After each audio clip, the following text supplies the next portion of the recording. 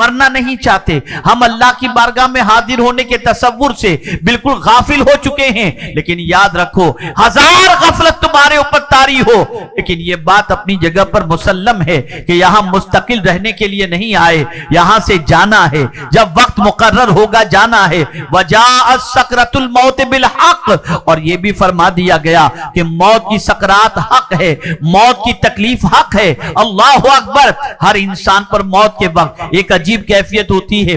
میں آپ کو بتاؤں، ایسی سچویشن کہ جب انسان موت کی وادیوں سے گزرنے کے لیے تیار ہو اور اس کے بعد میدان محشر کے اندر جب کوئی کسی کا پرسان حال نہ ہو، ایسے موقع پر اللہ کی بارگاہ کے اندر اور قبر کی تاریک وادی میں اور موت کے بھیانک چہرے کے موقع پر کون سی چیز ہے جو ہماری مصیبت کو دور کرے گی، ہماری تکلیف کو دور کرے گی؟ غالباً حضرت امام احمد ابن حنبل رضی اللہ تعالیٰ عنہ سے متعلق یہ واقعہ موجود ہے۔ اللہ اکبر۔ حضرت امام احمد ابن حنبل بڑے عظیم عاشق رسول تھے، اللہ کے رسول صلی اللہ علیہ وسلم کے بہت چہیتے تھے۔ چہیتے سے مراد عشق رسول میں ڈوبے ہوئے تھے، رسول اعظم کی محبت میں گرفتار تھے۔ اللہ اکبر۔ بڑے جید عالم، بڑے عظیم عالم، بڑے عظیم صوفی، بڑے عظیم عاشق رسول، جن کی اقتدا خود حضرت غوث پاک کرتے ہوئے حنبلی کہلاتے ہوں، وہ حضرت امام محمد ابن حنبل فرماتے ہیں کہ جب میری موت کی سکرات کا وقت آیا، روح کے نکلنے کا وقت آیا، تو میری کیفیت یہ تھی کہ مجھے پیاس اتنی لگی کہ جس کی کوئی انتہا نہیں۔ اور یاد رکھیں، سکرات کے وقت اتنی پیاس لگتی ہے جس کی کوئی انتہا نہیں، اور اسی وقت شیطان اپنے ہاتھوں میں پانی کا گلاس لے کر کے موجود ہوتا ہے اور کہتا ہے پانی چاہیے؟ ٹھیک ہے، مجھے خدا کہہ دے میں تجھے پانی دے دوں گا۔ اللہ جس کے ایمان کی حفاظت فرمائے اسی کے ایمان کی حفاظت رہے گی۔ میرے پیارے آقا صلی اللہ تعالی علیہ وسلم کے پیارے دیوانوں، حضرت امام احمد ابن حنبل فرماتے ہیں سکرات کا وقت تھا، روح نکلنے کے قریب تھی، شدت پیاس سے پریشان تھا۔ آپ کو ایک چھوٹی سی بات اور بتا دوں، جو لوگ نماز قضا کرتے ہیں نا، جان بوجھ کر غور سے سنو، جب سکرات کا وقت ہوگا نا تو بے نمازی کو سارے سمندر کا پانی پلا دیا جائے تب بھی اس کی پیاس نہیں بجھے گی۔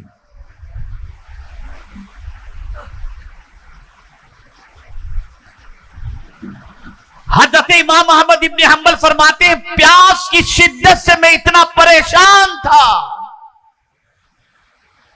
کہ مجھے ڈر لگنے لگا کہ کہیں پیاس بجھانے کے لیے میں اس کو خدا نہ کہہ بیٹھوں۔ اسی عالم میں تھا کہ کوئی خوبصورت وجیح شکل والا آیا اور پیالہ لے کر، گلاس لے کر کے جو شیطان کھڑا تھا اسے دھکا مارا، اور پھر اس کو دھکا مارنے کے بعد اس نے کچھ اس طرح میری طرف دیکھا کہ خود بخود میری پیاس ختم ہو گئی۔ میں نے پوچھا تو کون ہے؟ توجہ چاہوں گا۔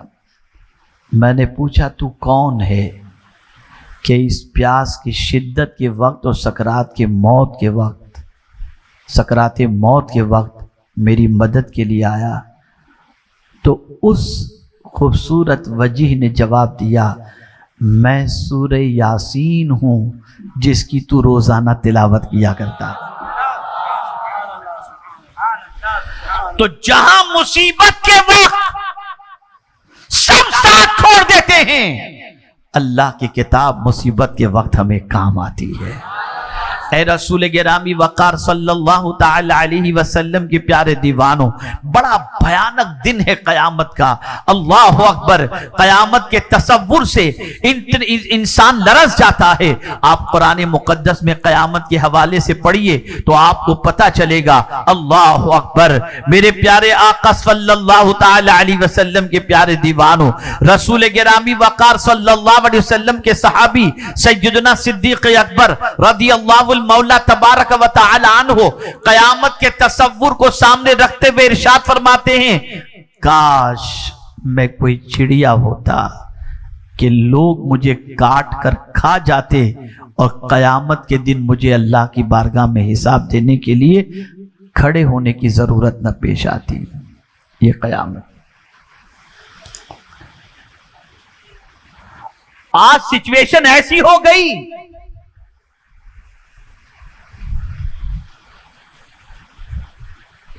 کہ دنیا میں اتنے مگن ہو گئے اور اپنے وجود کو اللہ کے قانون کے خلاف اس طریقے سے ہم نے گزارنا شروع کر دیا جیسے ہم سے کوئی حساب لینے والا ہے ہی نہیں. مالک یوم الدین، قیامت کے دن کا مالک اللہ ہے. وہاں حساب ہوگا، پل پل کا حساب ہوگا. قیامت اسی لیے قائم کی جائے گی تاکہ بندوں کو اس کے اعمال کی جزا یا سزا اسے دے دی جائے. اے رسول گرامی وقار صلی اللہ علیہ وسلم کے دیوانوں، قیامت کے دن کے حوالے سے حدیث مبارکہ میں فزع اکبر کا لفظ آیا ہے. آپ ذرا سوچو، بظاہر آپ کو یہ نظر آ رہا ہوگا کہ 11 بچے حافظ قرآن ہوئے. یہ چھوٹی سی عمارت جہاں پر بچے زیور علم سے آراستہ ہوتے ہیں، یہ کوئی عالیشان ہاسٹل نہیں، یہاں کوئی بڑے گھرانے کے بچے نہیں پڑھتے. غربت کی چکی میں پیسے جانے والے بہت سارے بچے یہاں آ کر زیور علم سے آراستہ ہو کر قرآن سیکھتے ہیں. لیکن آپ جانتے ہیں کیا چیز سیکھتے ہیں؟ کبھی آپ نے سوچا؟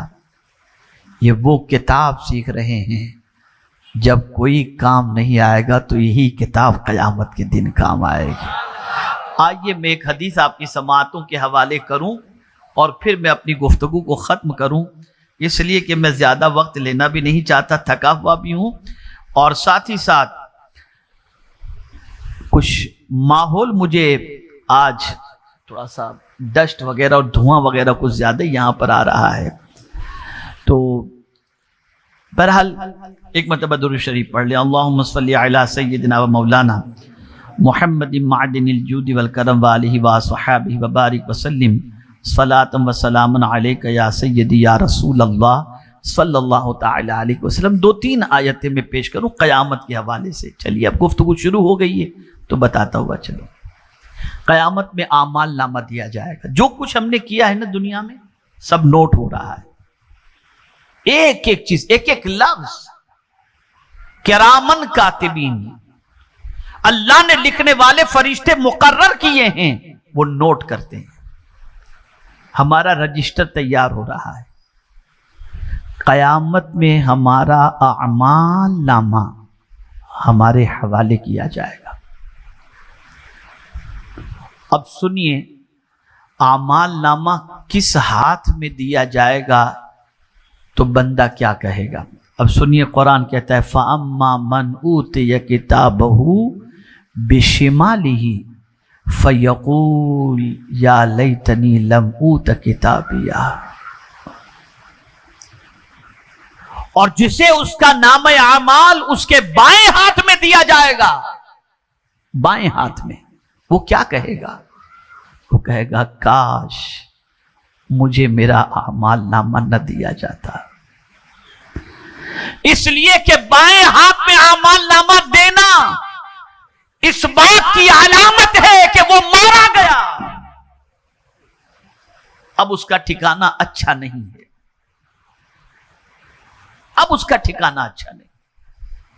جس کے دفتر کے اندر، جس کے اعمال نامے کے اندر گناہوں کا اندراج ہوگا، بد کرداری لکھی ہوگی، برائیاں لکھی ہوں گی، اس کو اس کا اعمال نامہ سیدھے ہاتھ میں نہیں بائیں ہاتھ میں، الٹے ہاتھ میں دیا جائے گا، جسے دیکھ کر وہ کہے گا یا لیتنی لم اوت کتابیہ، کاش کہ مجھے میرا اعمال نامہ نہ دیا جاتا. اور آگے کیا کہے گا؟ وَلَمْ أَدْرِ مَا حِسَابِيَهْ، اور میں نہ جانتا میرا حساب کیا ہے. या लैतहा कानतिल कादिया मा अगना अन्नी मालिया हलक अन्नी सुल्तानिया। अल्लाह अकबर। कुरान कहता है कि वो बंदा कहेगा, हाय काश मौत ही किस्सा खत्म कर देती, मेरा माल मुझे काम न आया और मेरा सारा जोर जाता रहा। बहुत माल मैंने कमाया, लेकिन ये मेरा माल भी कयामत की तकलीफ से मुझे बचा न सका। और मैं समझ रहा था मैं बहुत ताकतवर हूं, लेकिन कुरान कह रहा है कि कल कयामत के दिन उसका जोर भी उसे काम नहीं आएगा। ये अल्लाह की किताब कह रही है। मेरे प्यारे आका सल्लल्लाहु ताला अलैहि वसल्लम के प्यारे दीवानों, माओं का हाल क्या होगा, औरतों का हाल क्या होगा? तो कुरान कहता है यौम तज़हलु कुल्लु मुर्दिअतिन अम्मा अर्दअत, जिस दिन हर दूध पिलाती मां अपने बच्चे से गाफिल होगी। वो मां जो पैदा होने वाले बच्चे को दूध पिला करके बड़ा करती है, सीने से चिपटा कर रखती है, वो मां कल बरोज़े कयामत अपने बच्चे से गाफिल होगी। कहां पड़ा है, कहां मरा है, क्या हाल है उसे। फिर ये कयामत का दिन होगा, ये कयामत का दिन।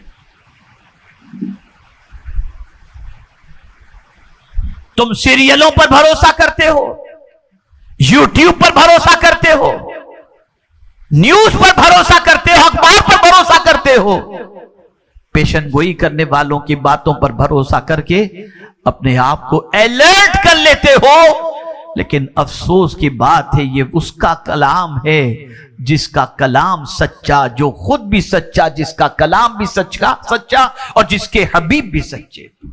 जो फरमा दिया वो हक है, जो फरमा दिया वो परफेक्ट है, वही होगा जैसा मेरे रब ने फरमाया है।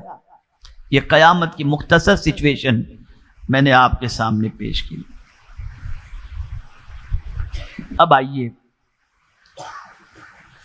अब उस कयामत के दिन जब ऐसी सिचुएशन होगी, मां अपने बच्चे से गाफिल होगी, भाई भाई से भाग रहा होगा, कोई किसी का पुरसाने हाल न होगा, और इंसान कयामत के दिन कहेगा मैं भाग करके कहां जाऊं, कोई जगह भी पनाह की नहीं होगी। उस जमाने के अंदर, उस कयामत के दिन क्या चीज काम आएगी? उस कयामत के दिन जहां कोई किसी का पुरसाने हाल न होगा, कौन सी चीज है जो कयामत के दिन बंदे की दस्तगीरी करेगी? तो रहमत आलम सल्लल्लाहु अलैहि वसल्लम ने इरशाद फरमाया, वो घबराने वाला दिन, जो बड़ा घबराहट का दिन है, उस घबराहट के दिन के अंदर 3 ऐसे लोग होंगे जो उस दिन अमन के साथ होंगे। उन्हें कोई घबराहट नहीं, उन्हें कोई घबराहट नहीं होगी। 3 ऐसे अशखास होंगे जिन्हें सबसे बड़ी घबराहट खौफ ज़दा न करेगी और न वो हिसाब की गिरफ्त में होंगे। ये 3 अशखास होंगे जो न हिसाब की गिरफ्त में होंगे, न कयामत के दिन ये घबराहट वाले दिन से घबराते हुए नजर आएंगे। बस सुन लीजिए वो 3 कौन है। और ये किसने कहा? मदीने के ताजदार ने फरमाया, रसूल रहमत सल्लल्लाहु अलैहि वसल्लम ने फरमाया, जिनकी एक निगाह फर्श पर तो दूसरी निगाह अर्श पर हुआ करती, जो लोहे महफूज पर लिखी हुई तकदीर को पढ़ लिया करते। ये रसूल आजम सल्लल्लाहु अलैहि वसल्लम का फरमान। वो 3 अशखास कौन से हैं उसे समाअत फरमाएं।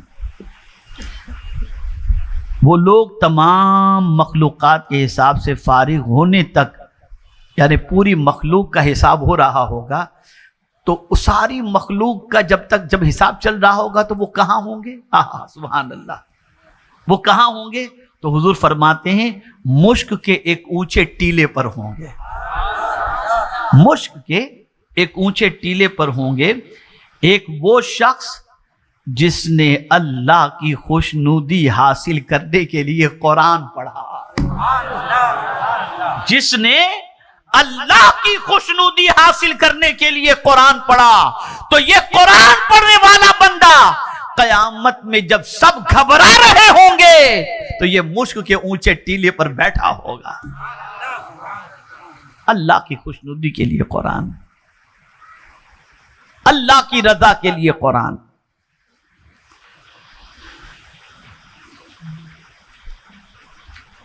اور اس سے لوگوں کی امامت اس طرح کی کہ وہ اس سے خوش رہے. یعنی یہ قرآن جو پڑھتا تھا اللہ کی خوشنودی کے لیے، ساتھ میں وہ امامت بھی کرتا تھا. یعنی ایسا ہے کہ امامت کرنے والا بھی ہے، خوشنودی کے لیے اللہ کا قرآن بھی پڑھتا، اللہ کی کتاب بھی پڑھتا. اور سمجھ لیجئے کہ اگر وہ امام بھی ہے تو امام ایسا ہے کہ مقتدی اس سے خوش ہیں.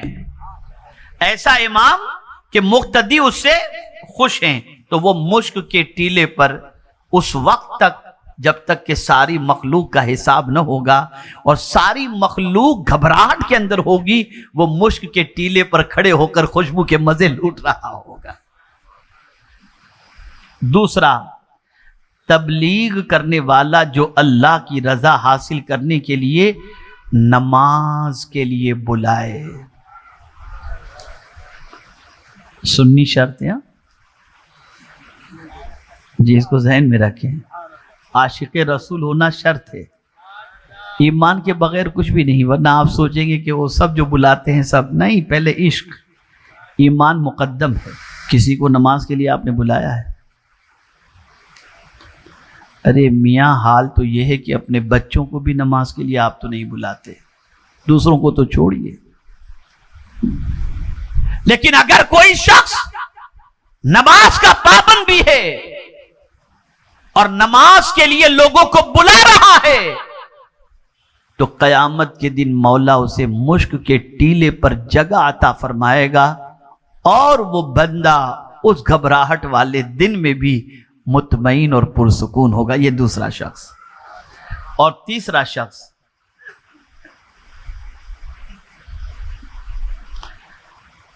جس نے اپنے اور اپنے رب کے درمیان اور اپنے غلاموں کے درمیان عمدہ معاملہ کیا. میرے پیارے آقا صلی اللہ علیہ وسلم کے پیارے دیوانوں، اس کا معاملہ رب سے بھی اچھا اور اس کا معاملہ بندے سے بھی، یعنی غلام سے بھی اچھا. یہ غلام کی بات کہی گئی. آپ دیکھیں، عمومی طور پر غلام پر زیادتی ہوتی ہے، نوکر پر سختی ہوتی ہے. لیکن اگر کوئی بندہ اللہ سے بھی معاملہ درست رکھے اور اپنے غلام سے بھی معاملہ درست رکھے، تو یاد رکھیں تم نے اللہ کے بندے کو نہیں گھبرانے کا موقع دیا، قیامت کے دن مولا بھی تمہیں گھبراہٹ سے بچا لے گا.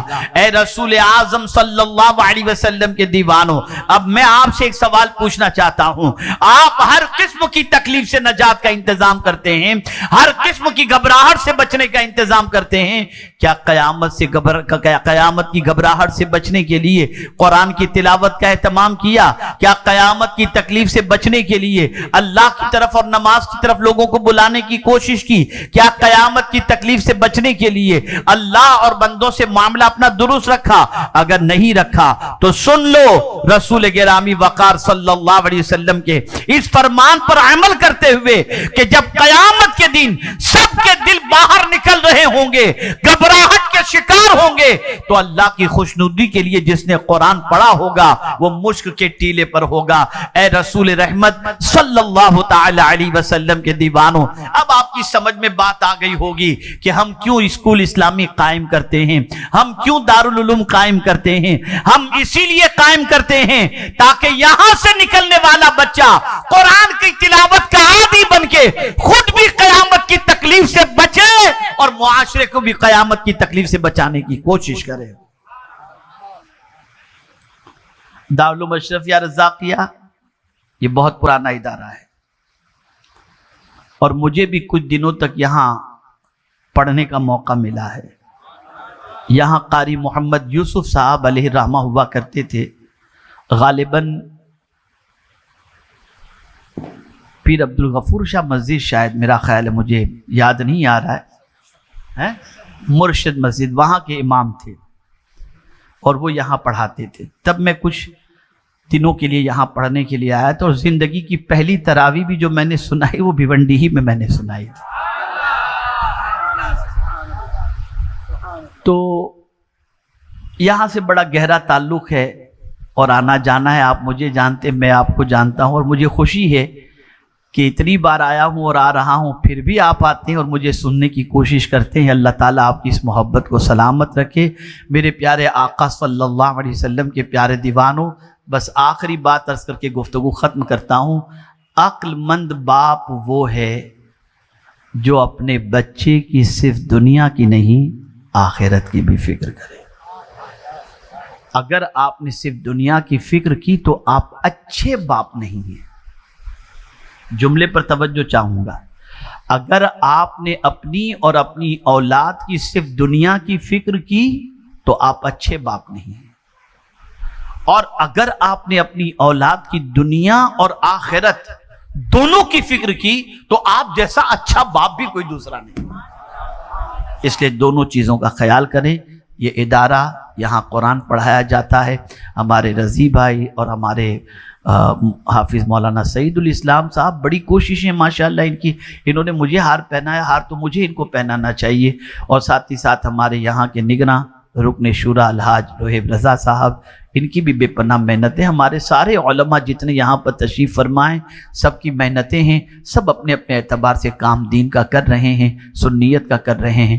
بس آپ سے گزارش ہے، اپنی آخرت کی بھی فکر کرو اور اپنی اولاد کی بھی آخرت کی فکر کرو۔ میں مبارکباد پیش کرتا ہوں ان حافظ ہونے والے بچوں کو بھی، ان کے ماں باپ کو بھی، ان کے اساتذہ کو بھی، اور ان کی خدمت کرنے والوں کو بھی۔ اللہ تعالیٰ سب کو دونوں جہاں کی بھلائیوں سے مالا مال فرمائے۔